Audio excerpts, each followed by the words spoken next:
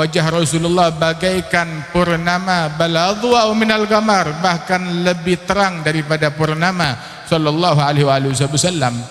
Wa qala al-akhar ka'anna syams tajri fi wajhihi. Salah seorang dari mereka mengatakan seolah-olah matahari bercahaya di wajahnya Nabi besar Muhammad sallallahu alaihi wasallam. Lam ara qablahu wala ba'dahu mithlah. Saya enggak pernah melihat sebelum dan setelah Rasulullah wajah dan insan seperti Nabi besar Muhammad sallallahu alaihi wasallam. Sayyidina Hasan bilang, wa ajmal minka lam tara qattu aini ahsanu minka lam talidin nisa'u. Yang lebih tampan dari engkau tidak pernah dilihat oleh mata manusia manapun. Yang lebih indah dari engkau tidak pernah dilahirkan oleh wanita manapun sallallahu alaihi wasallam. Allah Ta'ala memadukan kemuliaan segalanya dan keindahan segalanya untuk baginda Rasulullah sallallahu alaihi wasallam, sehingga setiap orang yang duduk bersama Rasulullah jatuh cinta kepada Nabi Muhammad. Man ra'ahu badihatan habah wa man khalatahu ma'rifatan ahabah. Yang melihat pandangan pertama kepada Rasulullah maka takut dan gentar karena wibawa dan karismanya Nabi Muhammad sallallahu alaihi wasallam, sebab beliau sebagaimana disifatkan idza aqbal ka'annahu jaisyun mugbil, seolah-olah bagai beliau apabila datang masuk di satu jalan seolah-olah wibawanya bagaikan suatu pasukan, satu peleton yang masuk di jalan tersebut, membuat orang yang melihatnya merasa gentar dan takut. Akan tetapi ketika dia duduk mendengar, menatap, menyimak, langsung jatuh cinta kepada Rasulullah sallallahu alaihi wasallam.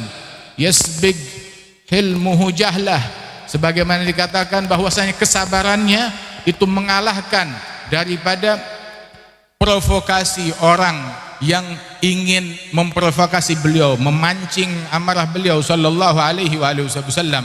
Ketika ada satu orang Yahudi menarik sorbannya Rasulullah dari belakang hingga membekas, melakukan kekurang ajaran kepada Nabi Muhammad. Kemudian dia berkata bahwasanya, mutil, kamu telah menunda-nunda hutangmu sebagaimana keluargamu juga dulu tukang nunda-nunda hutang. Kata orang tersebut mencaci Rasul sallallahu alaihi wasallam, memancing emosinya Nabi Muhammad. Maka marah para sahabat termasuk Sayyidina Umar bin Al-Khattab, hingga akhirnya Rasul sallallahu alaihi wasallam melerai mereka dan berkata bahwasanya betul saya punya utang sama dia, bayar hutangnya. Diperintahkan Sayyidina Umar untuk ngambil bayar hutang kepada orang tersebut, dan ketahuilah masih ada waktu 3 hari jatuh temponya, kata Rasulullah SAW. Terus ditanya, betul masih 3 hari? Bilang, ya betul masih 3 hari jatuh temponya, tapi saya melakukan ini karena saya telah melihat di Taurat sifat Nabi yang terakhir semuanya ada pada Rasulullah, kecuali sifat yang terakhir belum saya buktikan. Apa? Yasbik hilmuhu jahlah, bahwasanya kesabaran Rasulullah sallallahu alaihi wasallam itu lebih unggul, enggak terpancing dengan provokasi manapun juga. Makin diganggu, makin diteror, makin santun akhlaknya Nabi besar Muhammad sallallahu alaihi wasallam. Dan hari ini saya buktikan, dan dia masuk dalam agama Islam, asyhadu an la ilaha illallah wa anna muhammadar rasulullah sallallahu alaihi wasallam.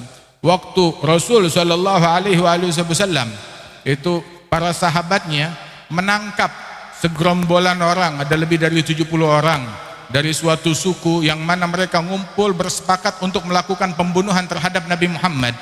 Alhasil berhasil ditaklukkan oleh para sahabat dan ditangkap semuanya, dan semuanya dimaafkan oleh Rasulullah sallallahu alaihi wasallam atas kejahatan tersebut. Ada sifatnya Nabi kepada orang yang memusuhinya, musyrikin wal kufar. Sampai ketika Abu Sufyan berhasil ditangkap, digiring oleh sahabat Rasulullah ke hadapan Rasul sallallahu alaihi wasallam, maka Nabi berkata kepada Abu Sufyan yang saat itu dia sudah banyak melakukan kejahatan, menggiring masyarakat Arab untuk memerangi Nabi Muhammad dalam Ahzab. Berapa banyak peperangan yang dia sulut untuk memerangi Rasul sallallahu alaihi wasallam, dan kejahatannya di Mekkah, kejahatannya setelah Nabi hijrah di Madinah, dan provokasi yang dia lakukan ketika digiring di hadapan Rasul sallallahu alaihi wasallam.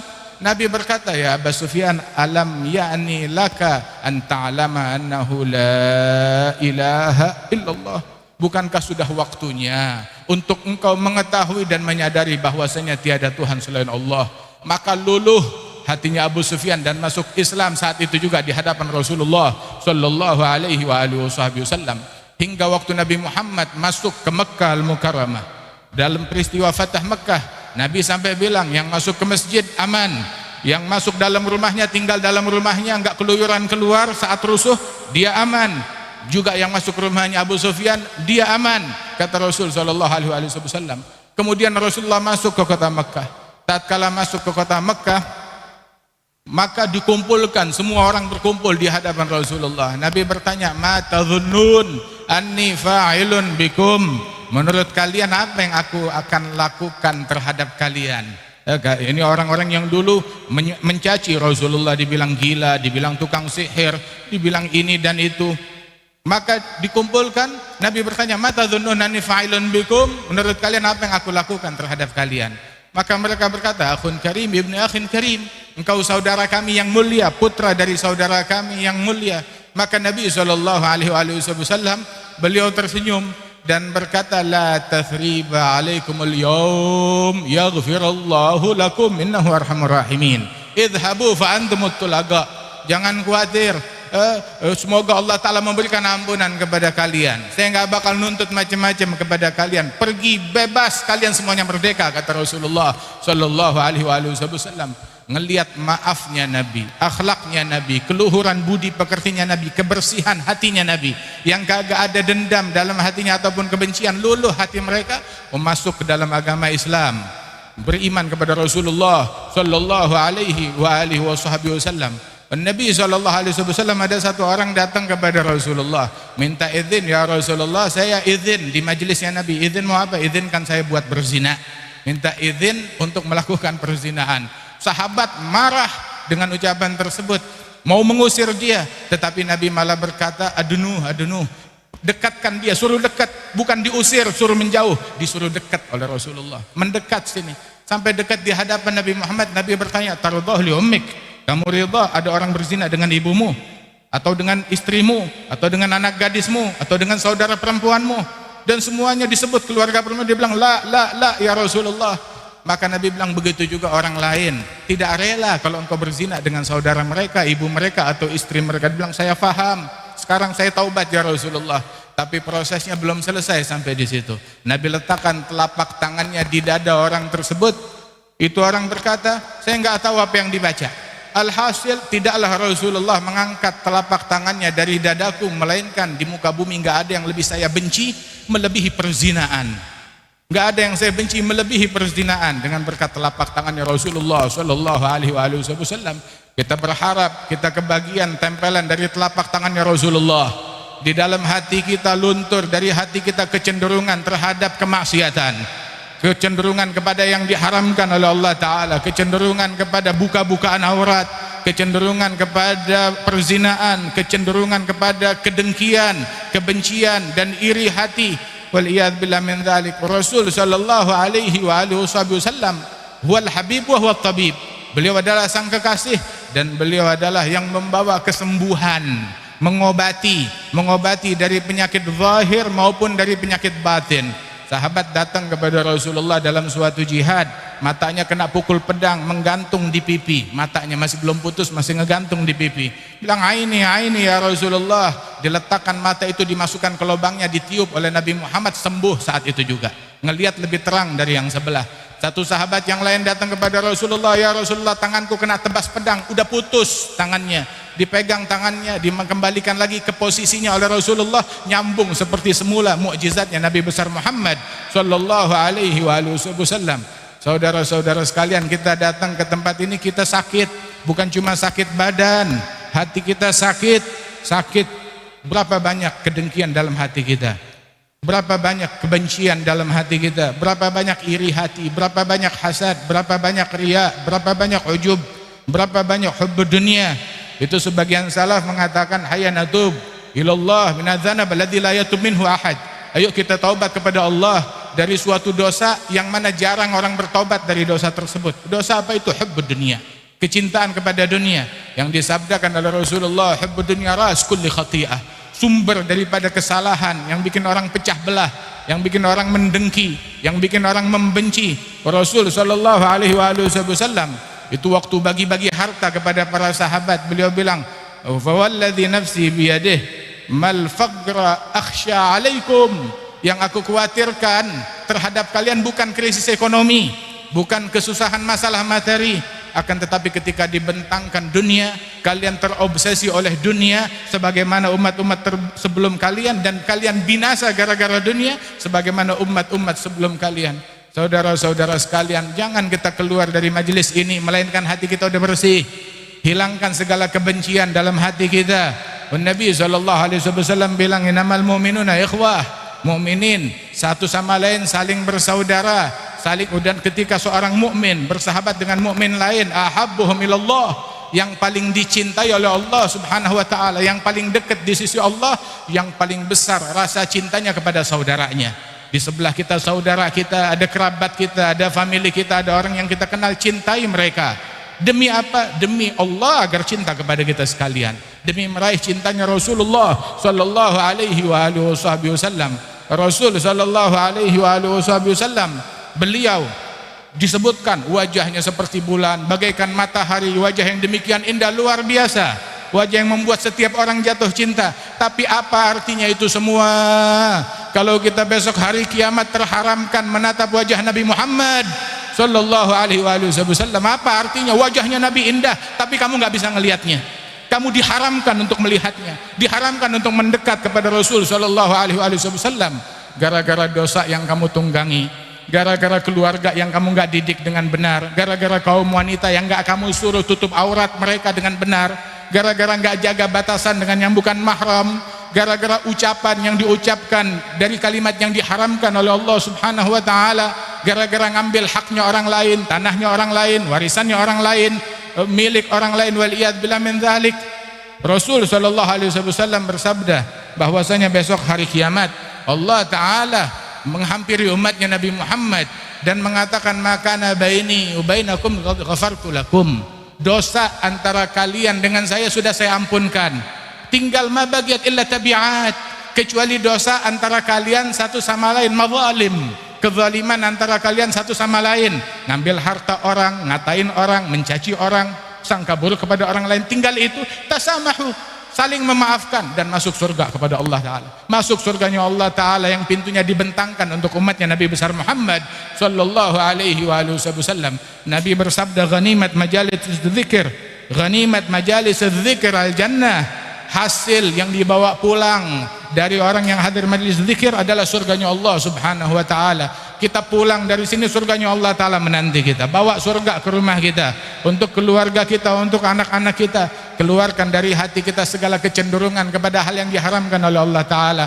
Cek keadaan keluarga kita, hati mereka, siapa yang diidolakan. Cukup sudah peneladanan terhadap orang-orang kafir, cukup sudah mengidolakan orang-orang kafir yang di seumur hidupnya nggak pernah sujud buat Allah, nggak pernah sholat untuk Allah Subhanahu wa taala. Itu yang diidolakan, itu yang diteladani, itu yang dicontoh dalam pernikahan, dalam acara, dalam berpakaian, dalam nyanyian, dalam musik, dalam segala macam. Rindukan Rasulullah, teladani Rasulullah. Hiburan yang paling agung Nabi Muhammad, sebagaimana dikatakan, tatanazzahul uyun fi hadaiki mahasini jamalih fala tajidu makhluqan fil wujudi ala mithalih. Ini mata ini berlibur di mana? Di taman mana? Di taman keindahannya Nabi Muhammad. Ketika dibahas indahnya Rasulullah, santunnya Rasulullah, akhlaknya Rasulullah, maafnya Rasulullah, sabarnya Rasulullah, syukurnya Rasulullah, perjuangannya Rasul sallallahu alaihi wasallam, fala tajidu makhluqan fil wujud ala mithalih. Kamu enggak bakal temukan makhluk yang lebih indah daripada Nabi Muhammad. Untuk apa? Apa gerangan yang kita raih dengan mengorbankan Rasulullah, dengan mengorbankan wajahnya Rasulullah, dengan mengorbankan, udah nggak apa-apa, nggak salaman dengan Rasulullah, yang penting saya dapat buat pesta, saya dapat duit, buat ini saya dapat uang, ini dapat harta, ini dapat tahta, nggak apa-apa. Ngorbanin wajah Nabi Muhammad, ngorbanin tangan Nabi Muhammad, ngorbanin sunnah Nabi Muhammad, ngorbanin syariatnya Nabi Muhammad sallallahu alaihi wasallam. Wallahu wa rasuluhu ahaq ayyurduh. Allah dan Rasulnya lebih berhak untuk kamu cari ridhanya, lebih daripada ridha makhluk manapun juga. Saudara-saudara sekalian, ala tardun, Nabi bilang kepada kaum Ansar, tidakkah kalian rida ayyarji'an nas ila manazilihim bisyati wal ba'ir utarji'un antum bi Rasulillah? Tidakkah kalian rida orang masing-masing pulang ke rumahnya, dikasih ada yang dapat unta, ada yang dapat kambing, ada yang dapat harta, tapi kalian pulang memboyong Rasulullah ke dalam rumah kalian. Fawalladzi nafsi biyadih, kata Nabi, demi Allah yang nyawaku berada di genggamannya, alladzina tarji'una bihi khair mimman alladzi yarji'una bih, yang kalian bawa pulang lebih mulia, lebih agung daripada yang mereka bawa pulang. Beruntung Halimatus Sa'diyah ketika dia dari Mekah membawa pulang bayi yang paling mulia di alam semesta, Nabi Muhammad sallallahu alaihi wasallam. Ciri orang yang pulang membawa Rasulullah ke rumahnya, tahu cirinya apa? Habib Ali bilang bahwasanya waqad atad wa syarifuha wa atanuha dhaifatan wa raja'at wa huma lidawabil ghafilati yasbigan wa qaddarati syarifu wasyahu minal alban bima hayyara al-uqula wal adhan. Kita datang ke sini, iman kita lemah, yakin kita lemah, akhlak kita lemah, takwa kita lemah, istiqamah kita lemah. Kita pulang dari majelis ini, kalau kita pulangnya bawa Rasulullah, yakin kita makin kuat, iman kita makin kuat, mahabbah kita makin kuat, kebersihan hati kita makin kuat, husnudzan kita makin kuat, istiqamah kita makin kuat, salat jamaah kita makin kuat, birrul walidain makin kuat, silaturahmi makin kuat, lidah kita makin istiqamah, makin terjaga dari maksiat, mata kita makin terjaga dari hal yang diharamkan oleh Allah Subhanahu wa taala. Sampai kapan? Sampai umur berapa ini mata dibiarkan nonton pornografi? Sampai umur berapa ini mata diperkenankan melihat wajah orang yang enggak beriman kepada Allah taala, hingga itu menjadi wajah yang terakhir yang kita lihat sebelum kita tidur? Waliyadzubillah min dzalik. Ayo sembuhkan. Di sini bengkelnya, di sini rumah sakitnya. Fa innal inayata al-azaliyah tab'atun ala akhlaqin saniyah. Tahu gak al-inayah itu apa? Al-inayah itu kalau di rumah sakit tuh itu namanya inayah. Apa inayah khasah? Itu namanya ICU, Intensive Care Unit. Artinya perawatan khusus, perawatan khusus. Nah, kita sekarang mata kita perlu direhab, perlu diperbaiki. Otak kita perlu diperbaiki. Mulut kita juga perlu diperbaiki. Telinga kita perlu diperbaiki, hati kita perlu diperbaiki. Kalau kita nggak jadi baik di tempat ini, dalam maulid ini, terus mau kapan kita jadi baik? Umur berlalu, tahun lalu yang hadir sama kita sekian banyak, datang saat ini mereka udah wafat, meninggal dunia. Wah, kita belum tentu tahun depan kita masih hidup bisa hadir di majelis yang mulia ini. Tapi persiapkan diri kita, siapin mata kita untuk melihat wajah Nabi Muhammad, siapkan tangan kita untuk menyalami tangan Nabi Muhammad, siapkan lisan kita untuk bercengkrama dengan Nabi Muhammad sallallahu alaihi wasallam. Mudah-mudahan Allah taala tidak pisahkan kita dengan Nabi Muhammad, la fid dunya wala fil akhirah. Allah taala tidak pisahkan kita dengan Nabi Muhammad dalam setiap ucapan yang kita ucapkan, niat yang kita niatkan, perbuatan dan taat yang kita lakukan. Allah taala tidak pisahkan kita dengan Nabi Muhammad tarfat ain, sekejap mata pun juga. Dan Allah taala insyaallah memberikan kesehatan, menjaga para guru-guru kita, para ulama kita, para habaib kita, bil khusus akhina Al-Habib Salim bin Abdul Qadir Al-Haddad, dan juga segenap keluarga besar Al-Habib Muhammad bin Ahmad Al-Haddad wal Habib Abdul Qadir bin Muhammad Al-Haddad. Allah taala angkat derajat mereka, Allah taala berikan keberkahan kepada keluarga besar mereka, dan Allah taala jadikan dengan berkat maulid ini bangsa ini damai, bangsa ini akur, bangsa ini rukun. Allah taala jauhkan dari bala, Allah taala jauhkan dari musibah, diangkat bala dan musibah dari kaum muslimin yang ada di Palestina, yang ada di Gaza, yang ada di penjuru dunia. Tidak kita bangkit dari majelis ini melainkan dosa kita diampunkan oleh Allah,